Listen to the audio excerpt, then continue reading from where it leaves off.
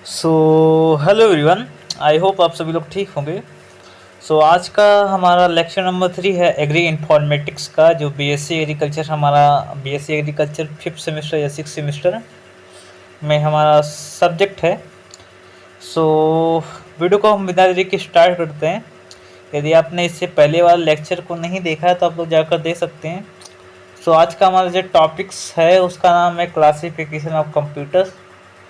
Computer का classification हम आज किसी वीडियो में देखेंगे। ओके, देखिए मेनली जो कंप्यूटर्स है उसको हम 3 पार्ट में डिवाइड किए हैं।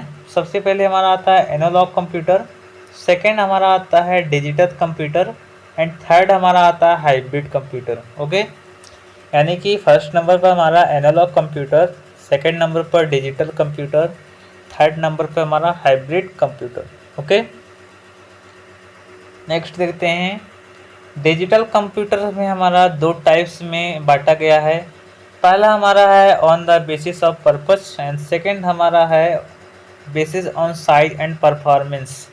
ओके, तो सबसे पहले हम देख लेते हैं बेस ऑन पर्पस। तो पर्पस के बेस पे हमारा मेनली 2 पार्ट में डिवाइड है। सबसे पहले जो हमारा है वो है general purpose computer and second हमारा है special purpose computer. Okay, 2 types हो जाते हैं।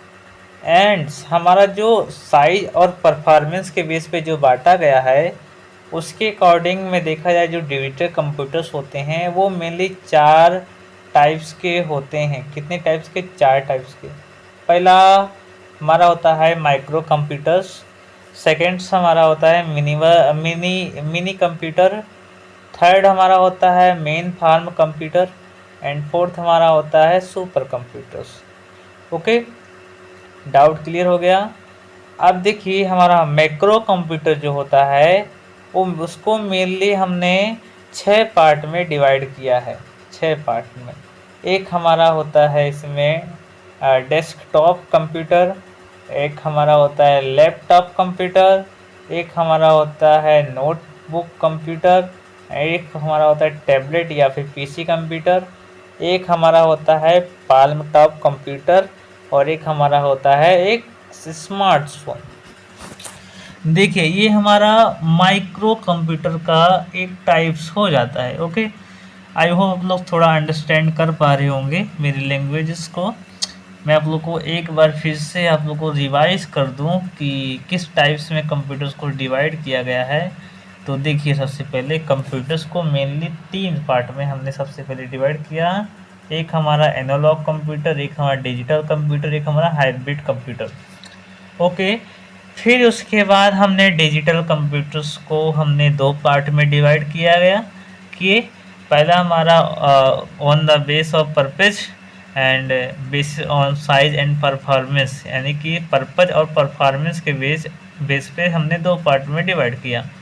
पर्पज के बेस पे हमारा 2 टाइप्स था। एक हमारा था जनरल पर्पज कंप्यूटर और एक हमारा था special purpose computer. General purpose computers में क्या होता है कि जो मेनली जनरल्स वाले काम, जो जनरल चीज़ें होती हैं, जनरल चीज़ें वाली जो कामें होती हैं वो हम करते हैं। और जो हमारा स्पेशल पर्पज वाले कंप्यूटर हो गए इसमें स्पेशल काम, जैसे एग्जांपल के लिए इंडियन नेवीज़ में जो भी बोले तो मरीन में जितनी भी डाटास होते हैं, ठीक है, या फिर फोरकास्टिंग करना होता है, तो ये सब हमारे स्पेशल पर्पज वाले कंप्यूटर्स का इसका इस्तेमाल करते हैं। And base on size and performance के बेस पे जो हमने 4 पार्ट में डिवाइड किया गया है, microcomputer, minicomputer and mainframe computer and supercomputers हैं। ये मेरी 4 पार्ट हमारा on the base of size and performance पे इसका हिसाब से बांटा थे हमने। ठीक है, माइक्रो कंप्यूटर्स में हमने 6 पार्ट में डिवाइड किए थे हमने। सबसे पहले हमारा जो था उसको बोलते हैं डेस्कटॉप कंप्यूटर एंड सेकंड हमारा laptop computer, third notebook computer, fourth tablet PC या फिर कंप्यूटर, इसके बाद हमारा पाल्म टॉप कंप्यूटर एंड जो 6 नंबर पर है उसका स्मार्टफोन कहते हैं। ओके, आई होप अंडरस्टैंड कर लिए होंगे। ठीक है, इसको आप लोग स्क्रीनशॉट भी ले सकते हो। मैं आपको बता दूं कि जो मैं पढ़ाता हूँ, जो मैं इधर पढ़ाता हूँ उसका मैं लेक्चर्स एंड लेक्चर्स का लिंक्स एंड इसका जो पीडीएफ्स होता है वो मैं अपने टेलीग्राम चैनल्स पर प्रोवाइड कर देता हूँ। ओके, तो सबसे पहले आप लोग मेरे टेलीग्राम चैनल्स को ज्वाइन कर ले, जिससे मैं आपको पीडीएफ को आपको भेज सकूँ। ठीक है, जितना भी पीडीएफ मैं भेजूँगा वो सब आप लोग उधर से भी पढ़ सकते हैं। ठीक है, डोंट वरी। आप सबसे पहले एनालॉग कंप्यूटर के बारे में देख लेते हैं। सॉरी, एनालॉग कंप्यूटर के बारे में बात किया जाए, थोड़ा इसको मैं हाईलाइट कर दूं। Okay, just wait. Okay, 1 minute, 2 minute भाई साहब, थोड़ा मैं इसको सही कर दूं। ओके, जस्ट वेट, साइज को थोड़ा छोटा। हाँ, ओके ओके।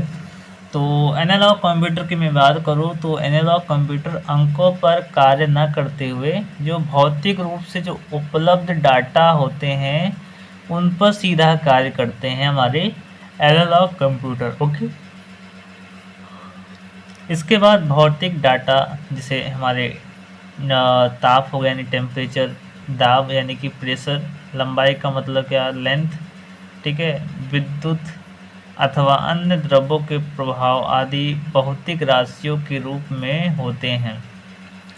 इनका उपयोग वहाँ किया जाता है जहाँ इन भौतिक राशियों के निरंतर मापन की आवश्यकता पड़ती है। जैसे एग्जांपल के लिए इंजीनियरिंग या फिर इंजीनियरिंग एंड इंडस्ट्रीज़ में या फिर हम विज्ञान के क्षेत्रों में हम एनालॉग कंप्यूटर का यूज करते हैं। एनालॉग सिग्नल देखा जाए तो कंटिन्यूस होते हैं, यानी कि जो एनालॉग वाले कंप्यूटर्स होते हैं वो कंटिन्यूस होते हैं, ठीक है। यह एक स्पेशल पर्पस मशीन है। उदाहरण के लिए स्पीडोमीटर, थर्मामीटर, वोल्टेज मीटर, विद्युत मीटर। ओके, ये हमारे टाइप्स हैं एनालॉग कंप्यूटर्स के। किसके टाइप्स हैं? एनालॉग कंप्यूटर के।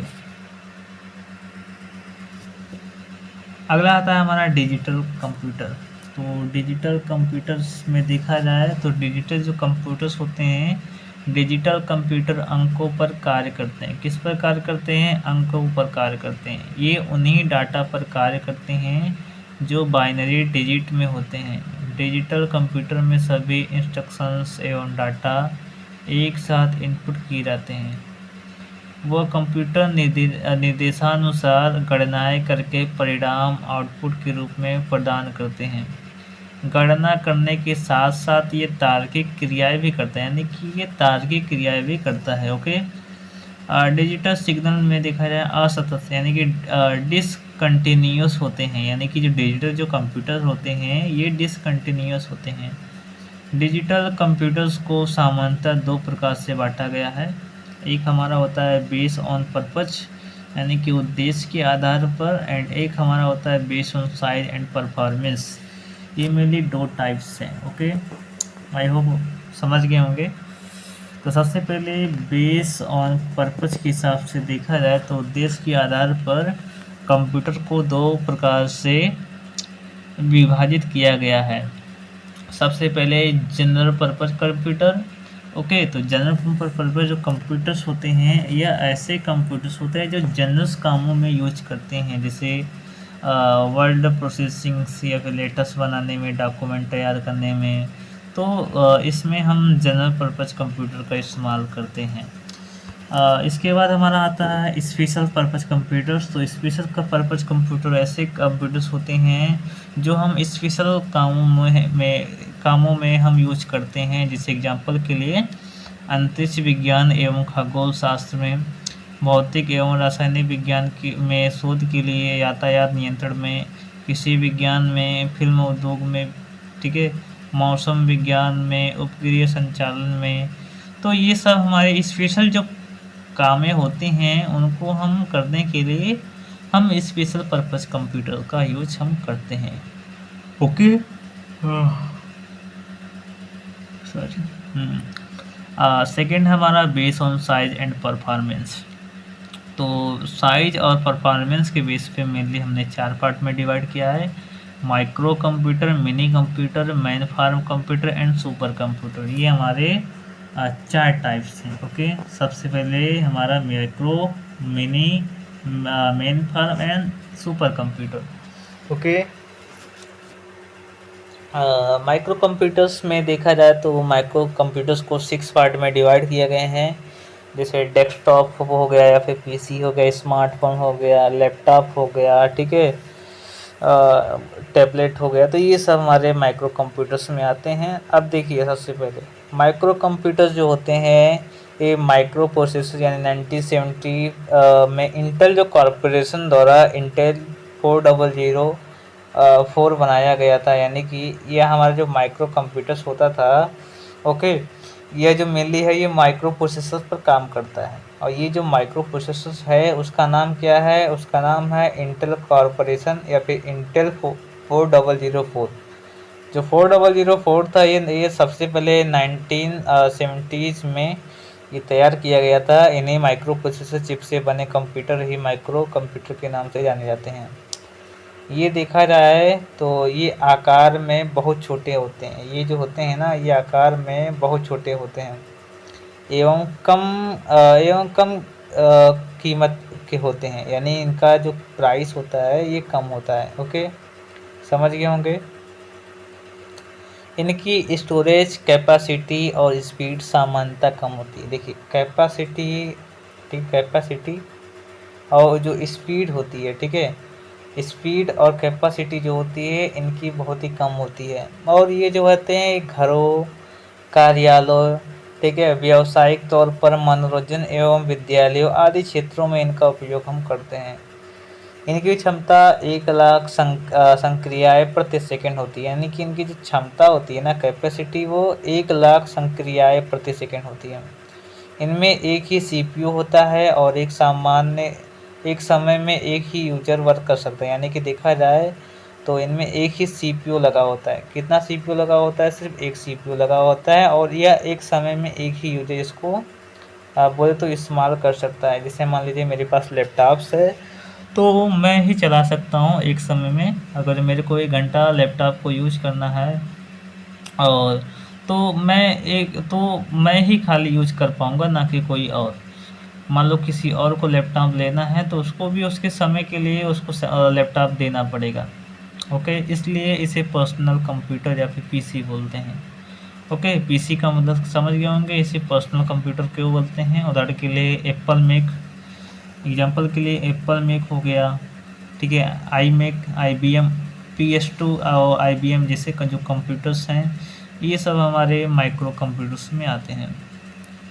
तो इसके टाइप्स कितने हैं? तो एक हमारा होता है जैसे डेस्कटॉप, ठीक है, डेस्कटॉप हो गया, लैपटॉप हो गया, ठीक है, पाल्म टॉप हो गया, नोटबुक, टैबलेट हो गया।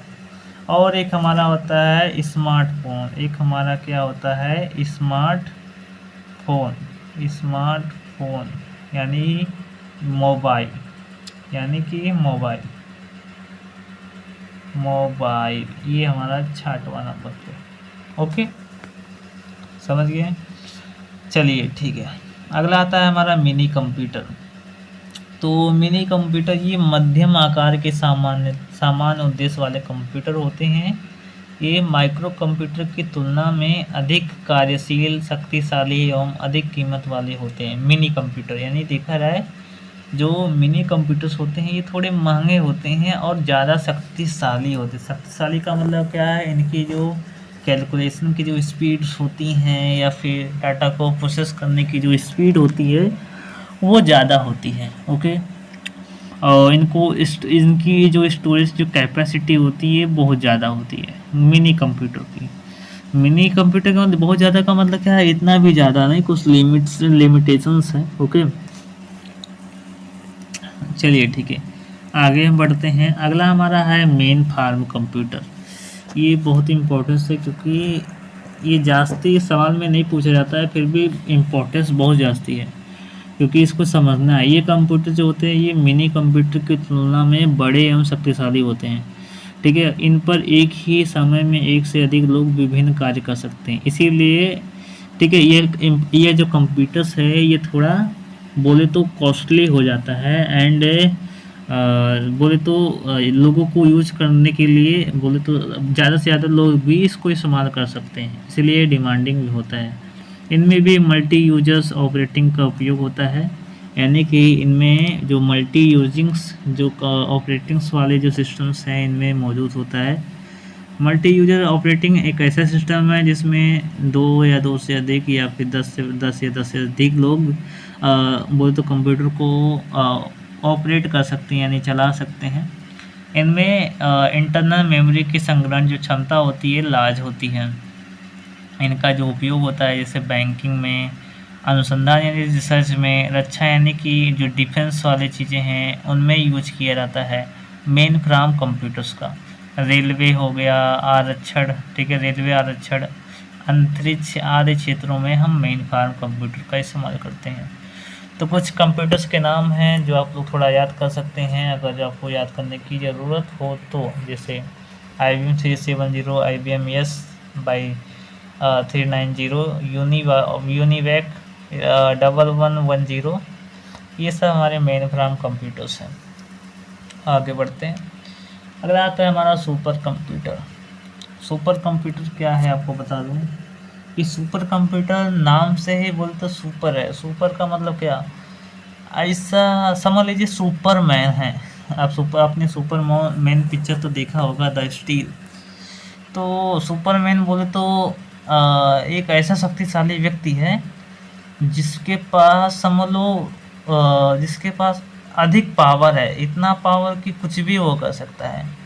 तो कुछ इसी प्रकार से इस कंप्यूटर में भी है, सुपर कंप्यूटर में, कि इसकी जो स्पीड है, इसको कार्य करने की जो क्षमता है एंड इसका जो पावर है ना वो बहुत ही ज़्यादा है। बोले तो यह 1 सेकेंड भी नहीं लेता है, और ये बिलियन बोले तो जो कैलकुलेशन होते हैं उसको कर सकता है, 1 सेकेंड भी नहीं लेता है।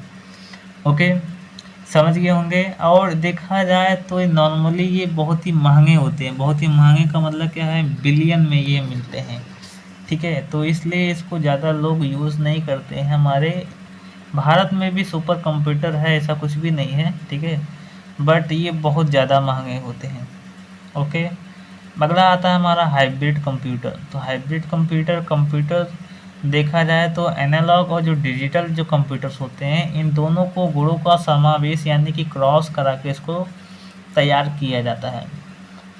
ओके, इसलिए ये कंप्यूटर यानी टेम्परेचर, मोशन यानी गति के लिए, स्पीड के लिए, प्रवाह आदि संकेतों पर कार्य करते हुए गणना करने एवं तार्किक क्रिया करने की का भी कार्य करते हैं। ओके, सो आज की इस वीडियो में बस इतना ही, और नेक्स्ट वीडियो में देखेंगे components of computer. So thank you.